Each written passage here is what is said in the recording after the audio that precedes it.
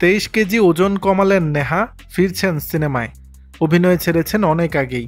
এখন 2 সন্তানের মা নেহা ধুপিয়া। সন্তান ধারণের পর অনেকটাই ওজন বেড়ে গিয়েছিল তার।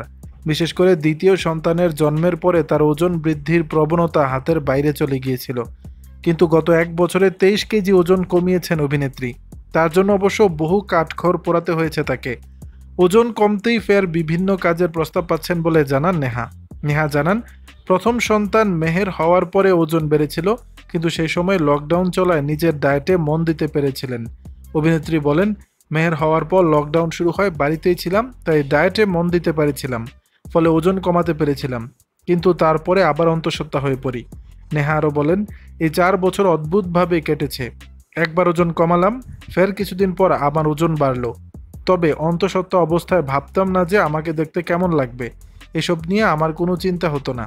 কেন এতটা ওজন বেড়ে গিয়েছিল সেই বিষয়ে নেহা বলেন, 2 সন্তানকেই টানা 1 বছর ধরে আমি স্তন্যপান করিয়েছি, যার ফলে আমার সবসময় খিদে পেত, শরীরে ক্লান্তি লেগে থাকতো।